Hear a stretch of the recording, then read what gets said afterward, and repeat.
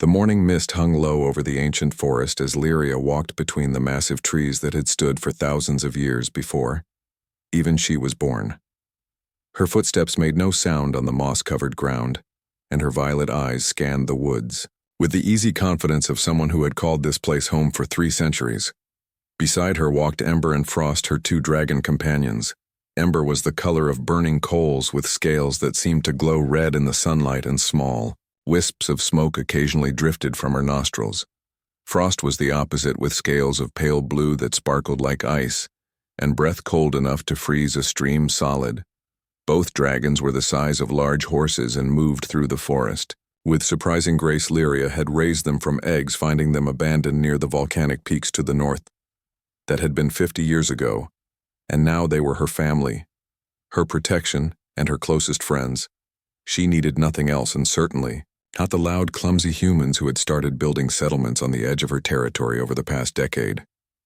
The elves and humans had signed a peace treaty 200 years ago after the first Vexor attacks. The gray-skinned aliens had come from beyond the stars, seeking to strip the planet of its resources and leave it a dead rock floating in space. Elves and humans had fought side by side, then driving the Vexors away. But that was ancient history to Lyria.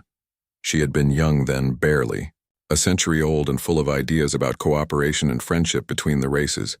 Time had taught her different lessons. Humans were short-lived and reckless. They built their machines and cities with no thought for the land. They cut down trees and polluted rivers and made noise that scared away the wildlife. Lyria had learned it was better to keep to herself, to stay deep in the forest where humans rarely ventured, and to live the way her people had lived for millennia. She stopped at the edge of a cliff that overlooked the valley below. From here she could see the human settlement of Riverside, a collection of metal buildings and landing platforms where ships came and went daily. Smoke rose from their factories, and the sound of machinery echoed even to her distant perch. Too loud, she muttered to Ember, who rumbled agreement. Frost nudged her shoulder with his massive head, and Lyria scratched behind his ear ridge where she knew he liked it. "Come on," she said. "We have hunting to do."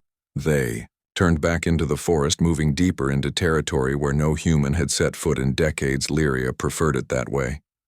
The forest provided everything she needed.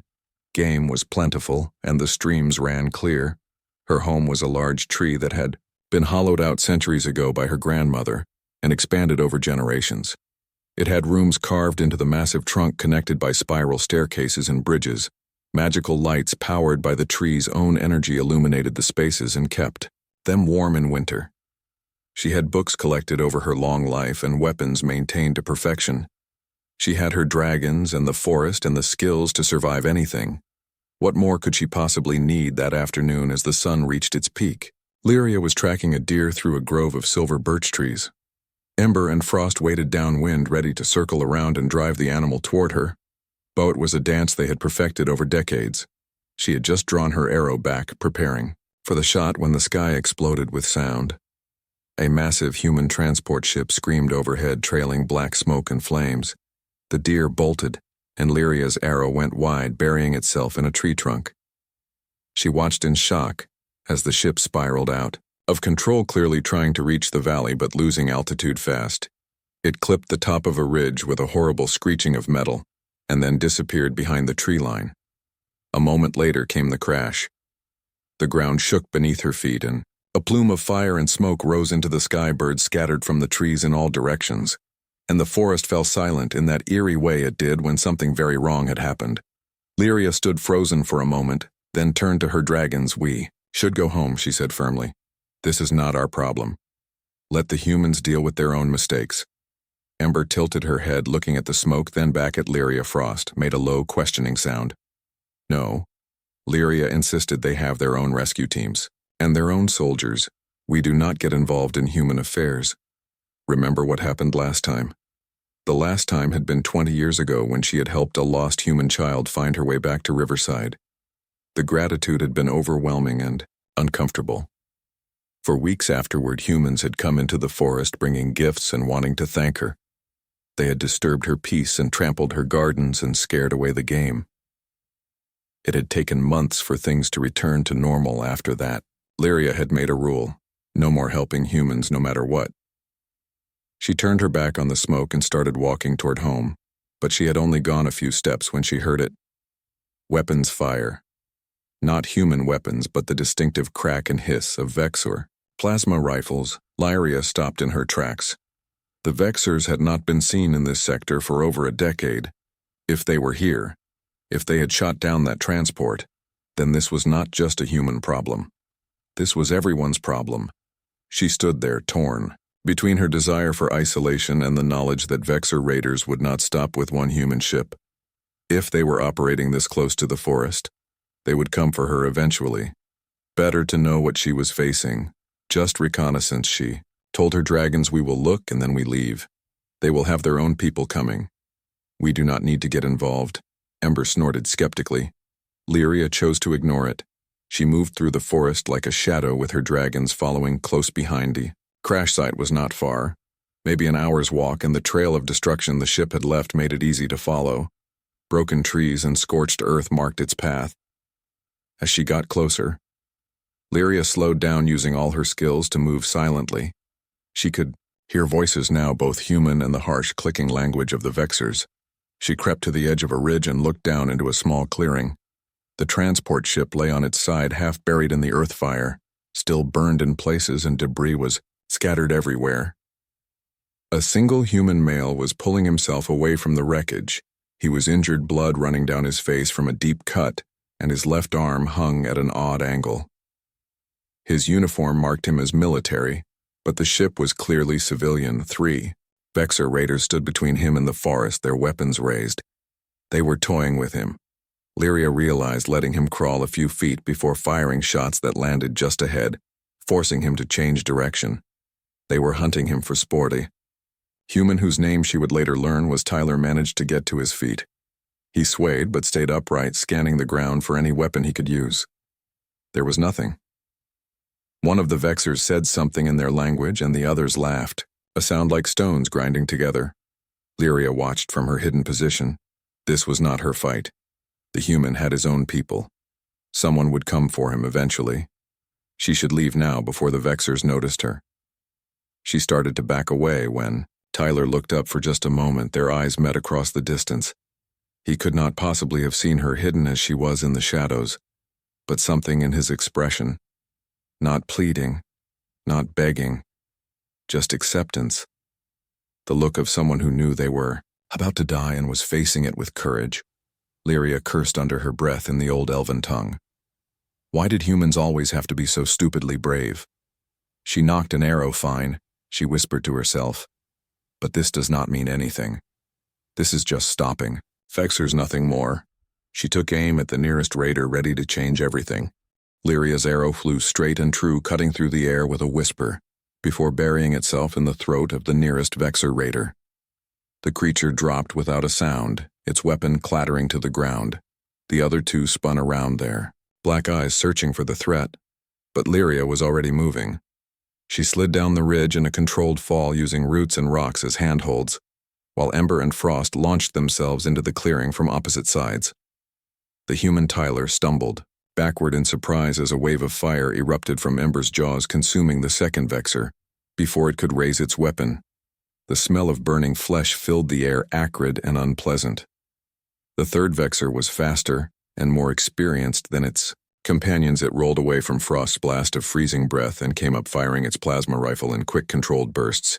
Lyria dove behind the wreckage of the transport ship, feeling the heat of plasma bolts sizzling past her head.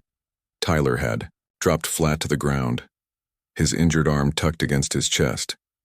She risked a glance at him and saw he was looking at her, not with gratitude or relief, but with calculation.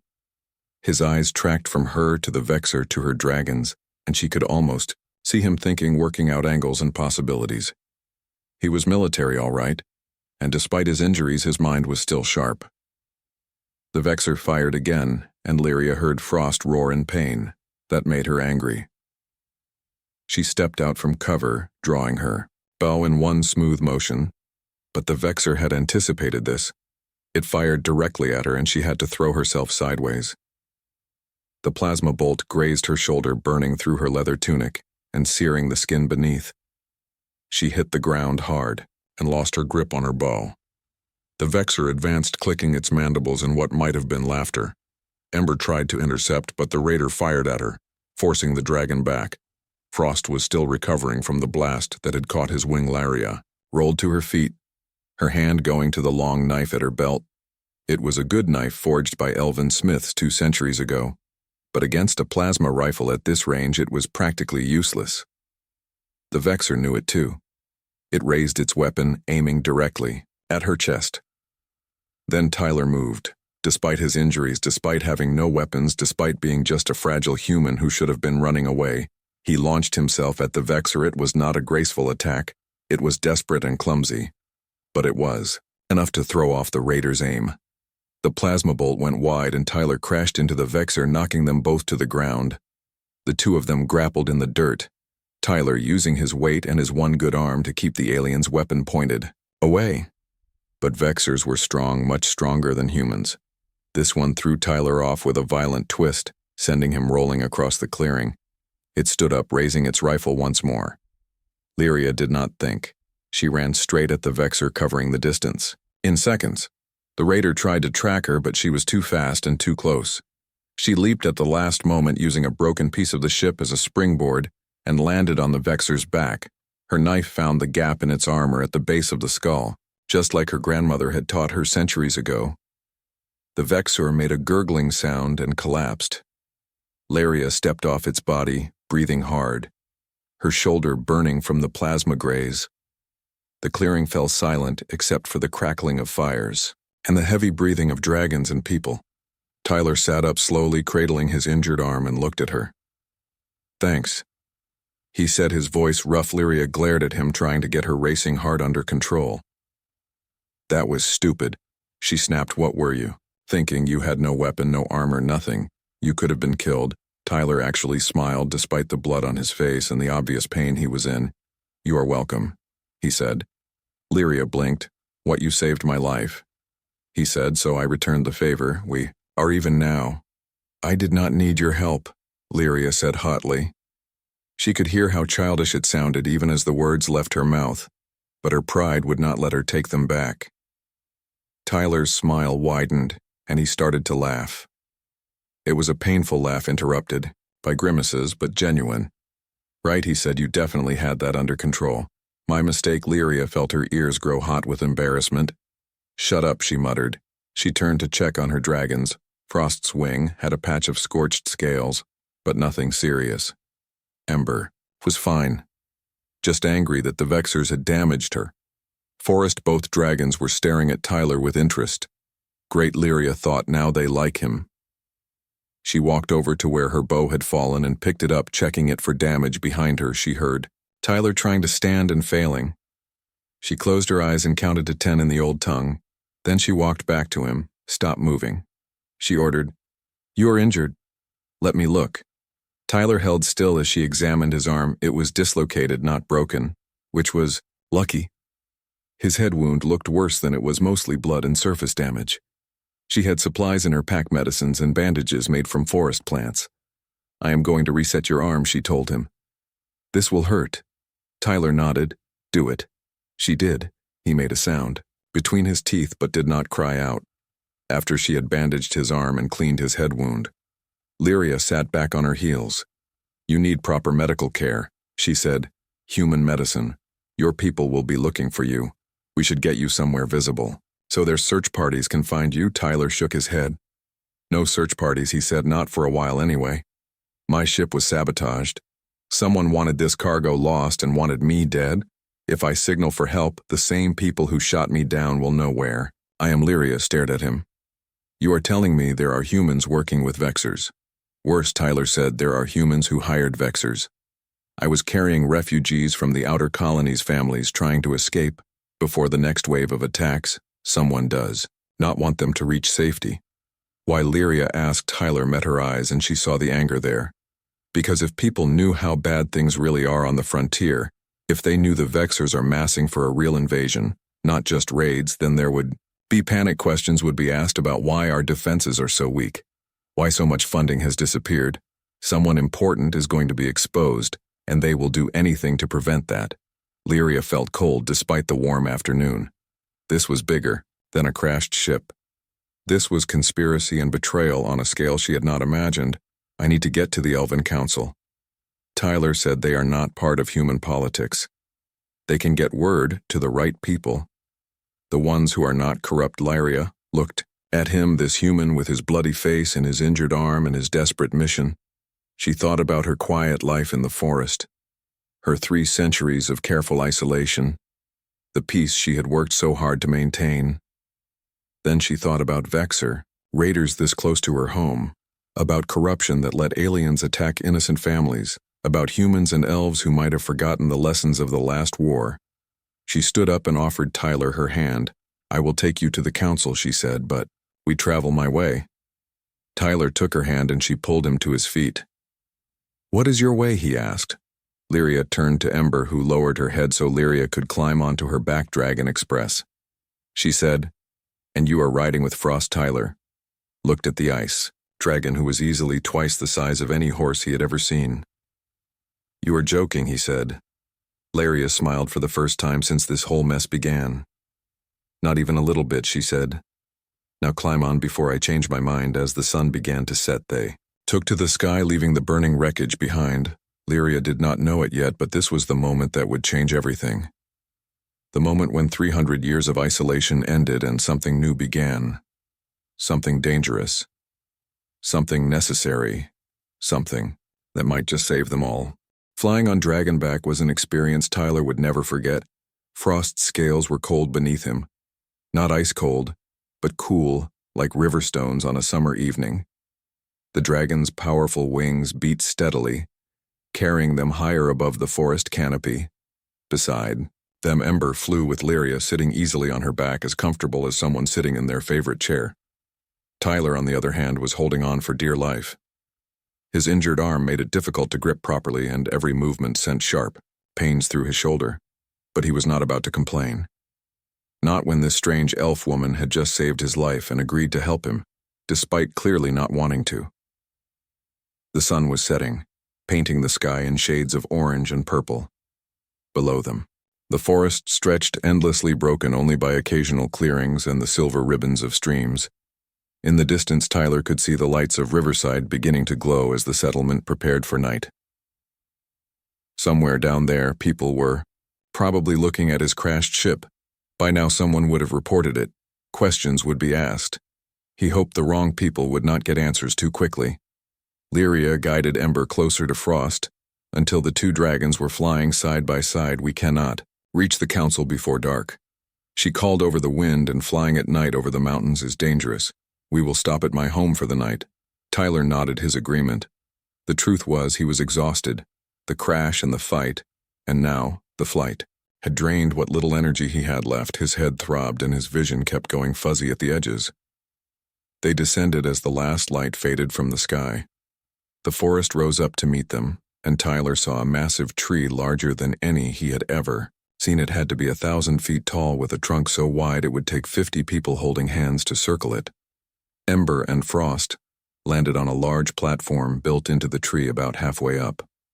The platform was bigger than Tyler's apartment back in Riverside, easily large enough for both dragons to land comfortably with room to spare. Lyria slid off Ember's back with practiced ease. Tyler tried to do the same from Frost and nearly fell. His legs had gone numb from gripping the dragon so tightly, and his injured arm was useless for balance. Lyria caught him before he hit the ground. Easy, she said, you have had a rough day. Tyler wanted to argue, but she was right. Now that he had stopped moving, everything hurt. Lyria helped him to a door carved into the trunk of the tree. Inside was nothing like he expected. He had imagined something primitive, maybe a hollowed-out space with some animal skins and a fire pit. Instead, he found himself in a room that was both ancient and sophisticated. The walls were the living wood of the tree, but shaped and smoothed. Magical lights hung from the ceiling, casting a warm glow.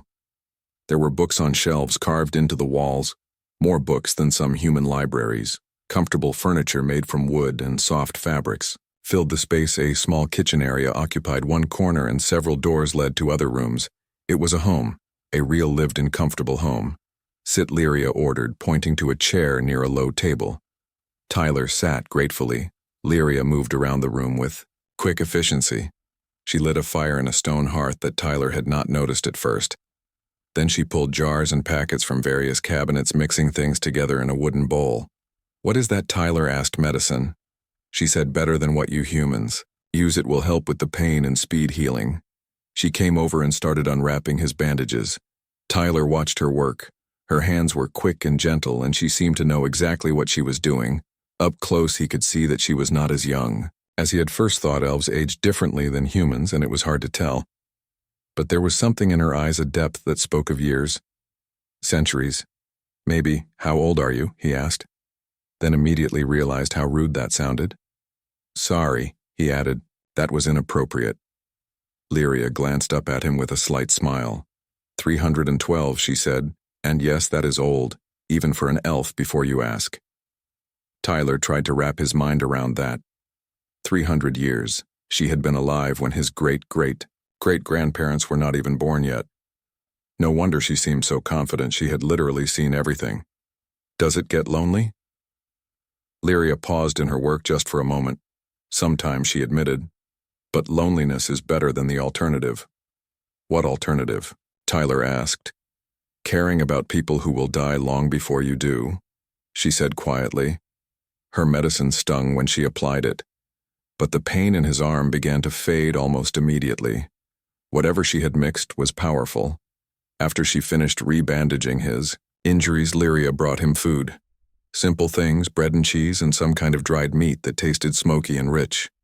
There was water from a stream, she said, that ran through the tree itself, clean and cold and better than anything from Riverside's filtration system. They ate in silence for a while. Outside the windows, Tyler could see Ember and Frost settling down on the platform. The dragons curled around each other like cats, their eyes slowly closing. "Tell me about the refugees," Lyria said finally. "Who were they?" Tyler swallowed his bite of bread. "Families, mostly from the mining colonies on the edge of the system. The Vexers have been hitting those settlements hard over the past 6 months. People are scared. They are packing up everything they own and running, so you were bringing them to safety." Lyria said, trying to. Tyler corrected, "Someone did not want them to arrive. Someone who does not want people to know how bad things really are." Lyria stood and walked to one of her windows. She looked out at the forest, her expression unreadable. "I have spent 300 years avoiding human politics," she said. "I thought if I stayed out of it, kept to myself, then I could live in peace. But peace is an illusion, is it not? There is always something, always someone, trying to destroy what others have built." Tyler thought about that. His own parents had taught him the same lesson. They had been soldiers, both of them fighting in the border conflicts before the treaty. They had wanted him to have a different life, peaceful one, but here he was bleeding and hunted, carrying information that could start a war, or prevent one. "Do you regret it?" Tyler asked. "Helping me." Lyria turned to look at him. "Ask me again when this is over," she said. "Then maybe I will know." She showed him to a small bedroom carved into another part of the tree. The bed was soft, piled with blankets that smelled like herbs. "Sleep." Lyria told him, "We leave at first light. The council is 2 days' flight north, and we will need to be careful. If someone sabotaged your ship, they may be watching the approaches." Tyler lay down, and despite everything, despite the pain and the fear and the impossibility of his situation, he fell asleep almost immediately.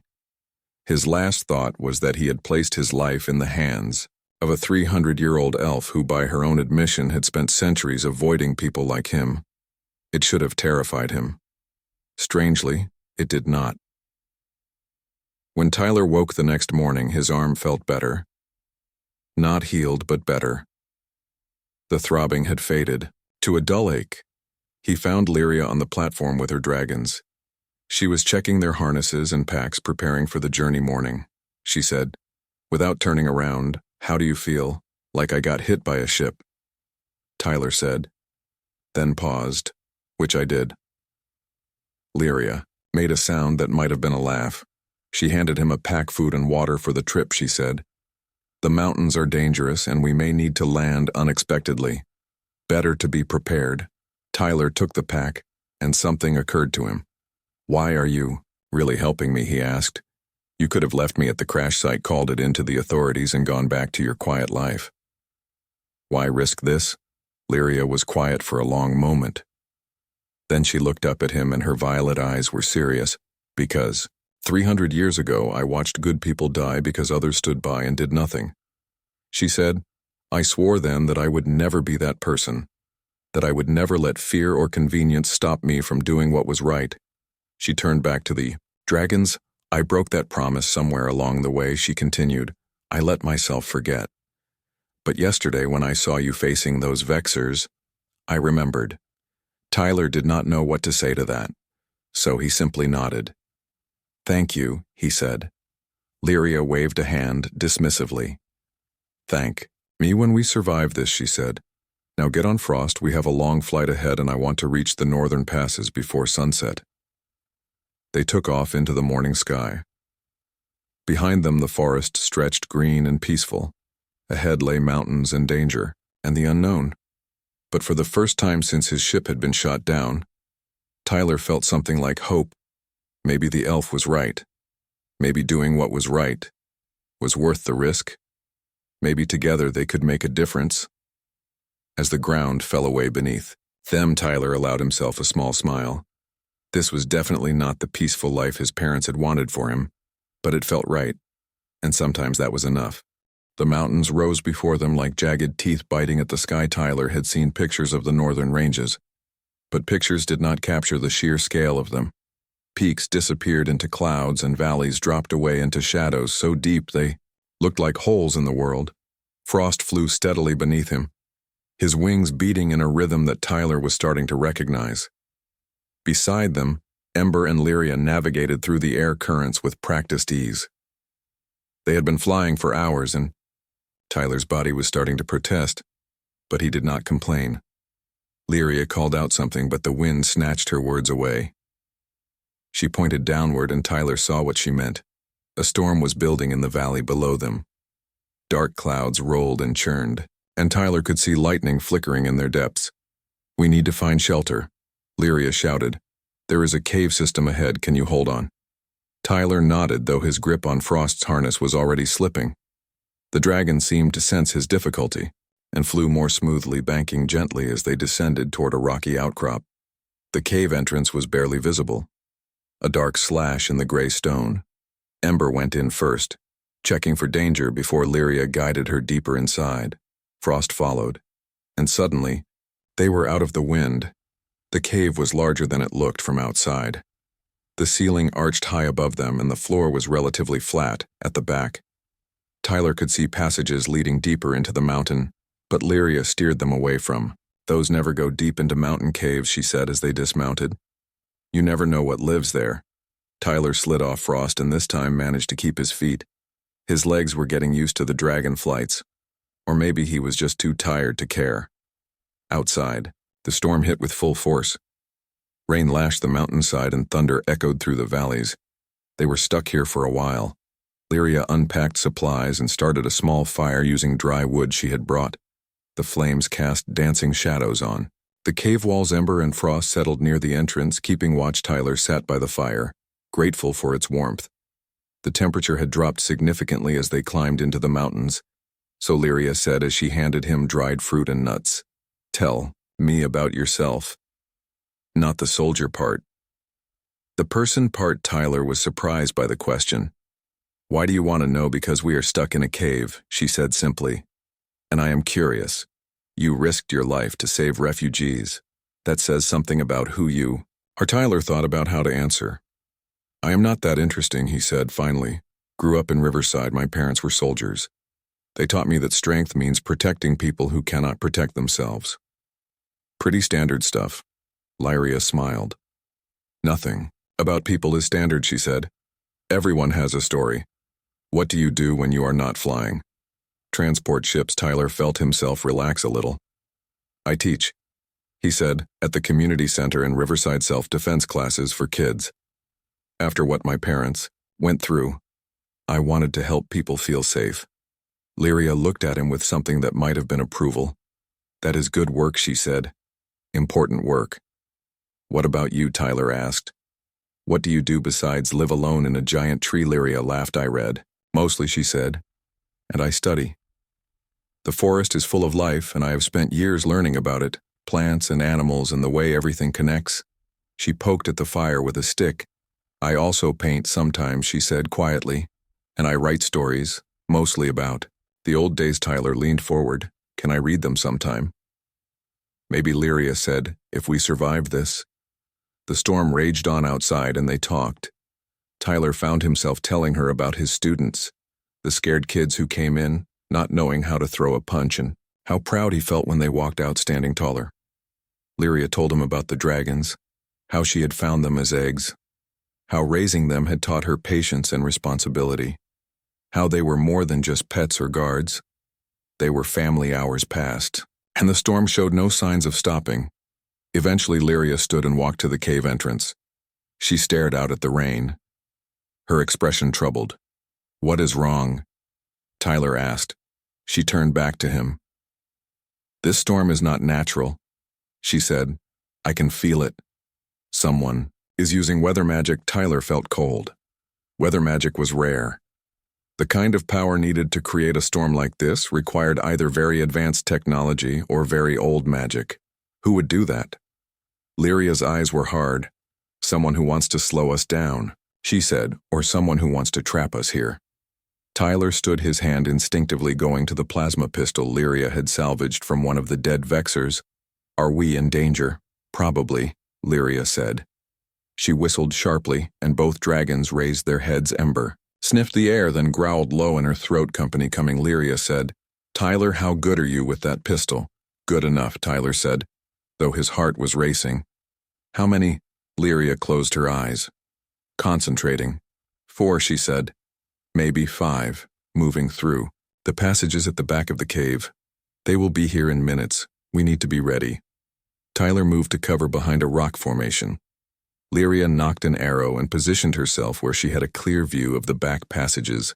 Ember and frost spread, outblocking the cave entrance. If anyone tried to escape that way, they would have to get past 2 very angry dragons. The waiting was the worst part. Tyler could hear them now. Footsteps echoing through stone passages, the scrape of metal on rock. Whoever was coming was not trying to hide anymore. Then they appeared. 5 figures emerged from the darkness. Not Vexers, humans. They wore the uniform of the Colonial Security Force. But something was wrong. Their eyes were flat and cold, and they moved with a synchronized precision that was not natural. Mercenaries. Tyler guessed, or worse, the lead figure raised a weapon, and Lyria's arrow took him in the shoulder before he could fire. He dropped with a cry of pain.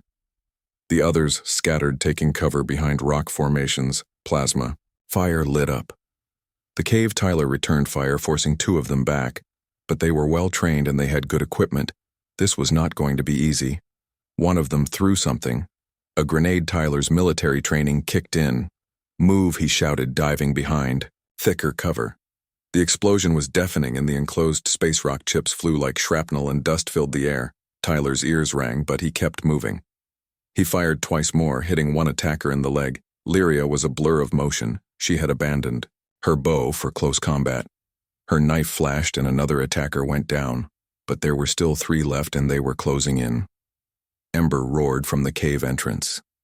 She could not use her fire breath without risking hitting Tyler or Lyria. The cave was too small, too enclosed. One of the attackers rushed Tyler. They grappled his injured arm, screaming in protest.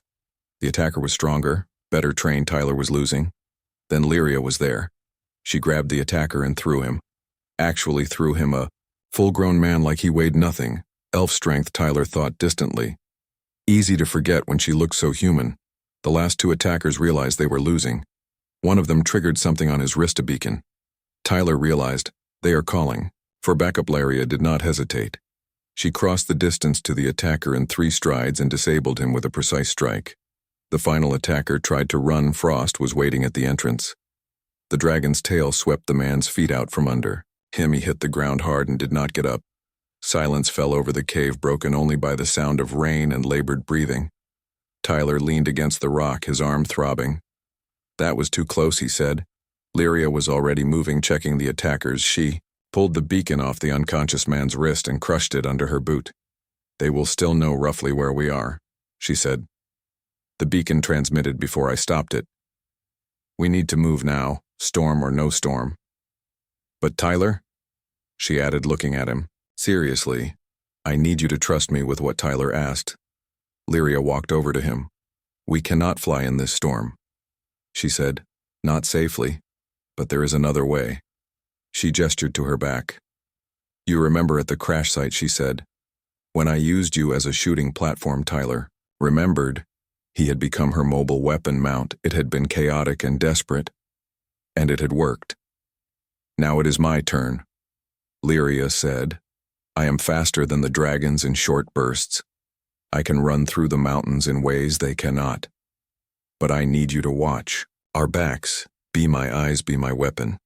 Tyler stared at her. "You want me to ride on your back through a mountain storm while being chased by who knows how many more attackers?" "Yes," Lyria said simply. "I know it sounds crazy."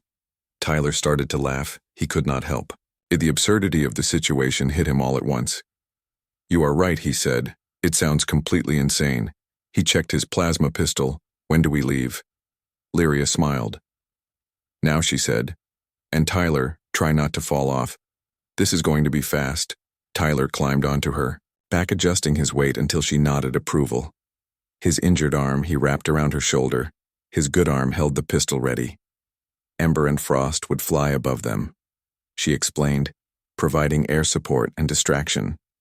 They would meet at the northern. "Pass ready?" Lyria asked. "No," Tyler said honestly, "but let us do it anyway." Lyria ran, and Tyler discovered what 300 years of elven training really meant. She moved through the storm like it was not even there, leaping from rock to rock, never slipping. Never. Hesitating and on her back, Tyler watched their rear. Watched the shadows, watched for threats. They were a team now, whether they had planned it or not. And somewhere in the storm behind them, their enemies were coming. The race was on. Lyria ran through the storm with Tyler clinging to her back, and for the first time in 3 centuries she did not feel alone. The rain hammered down and lightning split the sky. But she knew these mountains. She had walked them before humans had even discovered this planet. Every rock and ridge was familiar. Every path was mapped in her memory. Behind them she could hear pursuit engines now. Not just footsteps. They had called in air support, probably drones, she thought. Fast and armed, Tyler fired his plasma pistol at something she could not see. "Got one," he shouted over the wind. 2 more incoming from the left. Lyria adjusted her path, leaping across a gap that would have made a human hesitate. Tyler did not even flinch. He had learned to trust her movements, to become part of them. Above them, Ember and Frost wheeled through the storm clouds. Ember Dove suddenly breathing fire at something. An explosion lit up the sky, and burning debris rained down. "Good girl," Lyria whispered. They were getting close to the northern. Past she could see the ancient stone markers that the first elves had placed there thousands of years ago. Beyond that was council territory. Neutral ground where even their pursuers would have to think twice about attacking. "Almost there," she called. To Tyler, "Hold on." She put on a final burst of speed. Her muscles burned and her breath came hard, but she pushed through it. 300 years old or not, she was still an elf. Still strong. Still fast. They burst through the pass just as the storm began to break. The rain lessened, and ahead Lyria could see the lights of the council settlement, tall spires of living crystal that grew from the mountain itself, home to the eldest of her people. The ones who remembered when the stars were young. Tyler slid off her back as she slowed. His legs were shaky, but he stayed upright. "We made it," he said in disbelief. "We actually made it. Do not celebrate yet," Lyria warned. "The hard part comes now. The council does not like surprises, and we are definitely a surprise." Ember and Frost landed beside them. Both dragons were tired from fighting and flying through the storm. Lyria checked them for injuries and found only minor burns on Ember's wing. Nothing serious. Guards appeared from the settlement. Tall elves in armor that shimmered with protective magic. They carried spears tipped with crystal that could cut through nearly anything. One of them stepped forward. Her hair was silver and her eyes were gold.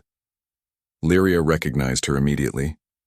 Counselor Thalia, one of the eldest. Of their people over 1,000 years old, Laria of the deep forest. Thalia said. Her voice was like music, but there was steel beneath it. What brings you to the council after so long? And why do you bring a human into our territory? Lyria bowed respectfully. Counselor, she said, I bring urgent news. There is corruption in the human government.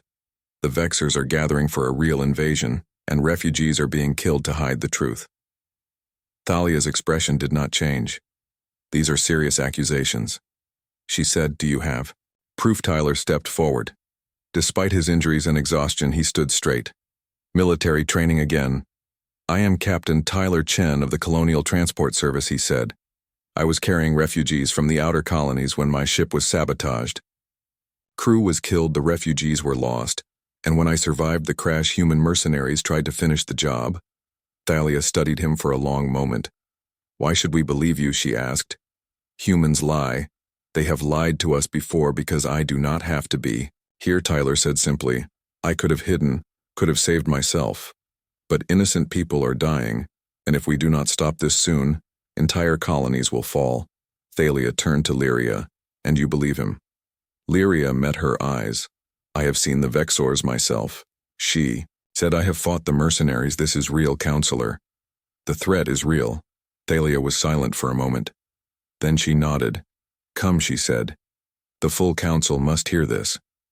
The council chamber was a vast space carved from a single crystal light filtered through it in rainbow patterns.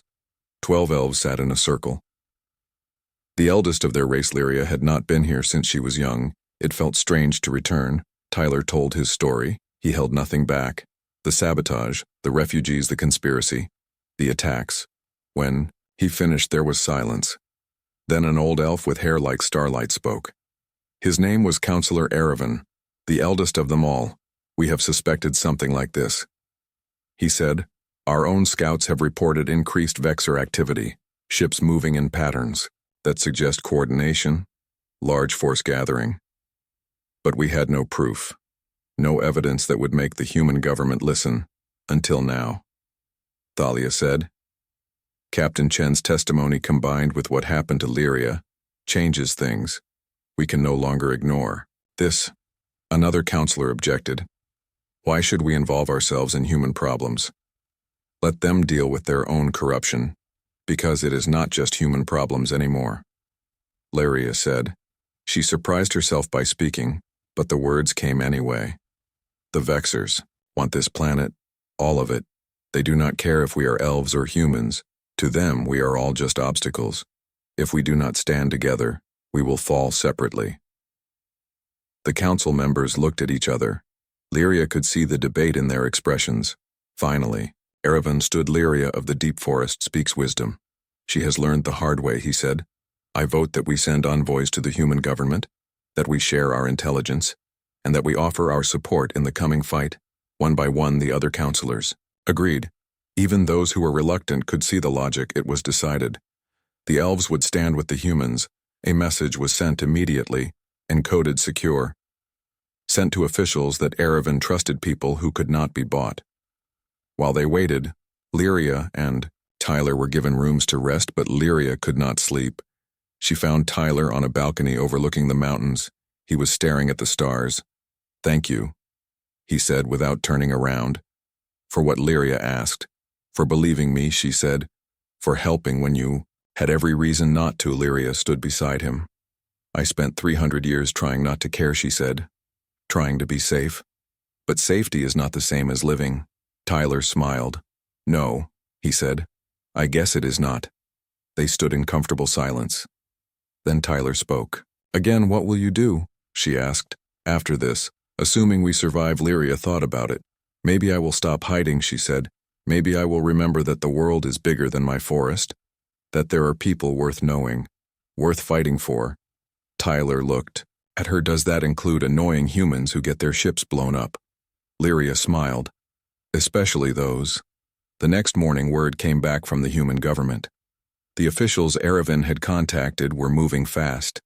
Arrests were being made. The corrupt officials were being exposed. And military forces were being mobilized to face the Vexer. Threat. Tyler's information had started a chain reaction. The refugees he had tried to save would not be forgotten. More ships were being sent to evacuate the outer colonies. This time with real protection, you did it. Tyler said, you stopped them, we did it. Lyria corrected. Neither of us could have done this alone. Tyler nodded. So what now, he asked. Now, Lyria said, we prepare for war. Because the Vexers will not give up easily. They will come, and when they do, we need to be ready together. Tyler said, together. Lyria agreed. She whistled, and Ember and Frost came to the balcony. The dragons had been fed and rested. They looked eager to fly again. Want to go home. Tyler asked, which home? Lyria replied, yours, or mine. Tyler grinned. How about both, he said. I think our peoples are going to need to learn to work together. We might as well start now. Lyria climbed onto Ember's back. Tyler mounted Frost with growing confidence. As they took off into the morning sky, Lyria realized something. For 300 years she had been afraid. Afraid of loss. Afraid of pain. Afraid of caring. But fear had kept her alone.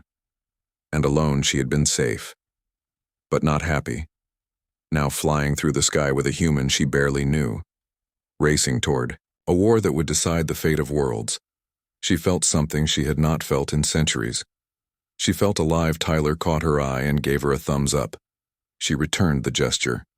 Below them the world spread out, forests and mountains, human settlements, and elven territories, all of it worth protecting, all of it worth fighting for.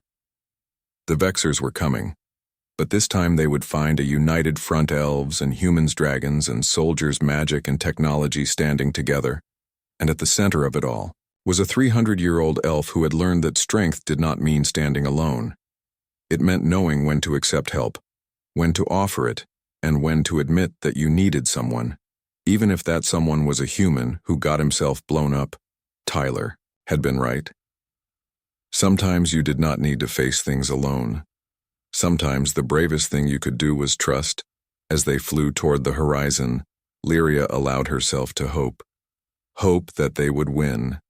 Hope that the coming war would bring lasting peace. Hope that maybe, just maybe, she had found something she had been missing all these years. A friend, a partner. Someone who saw past the 300 years of isolation and liked what they found. The future was uncertain. The path ahead was dangerous.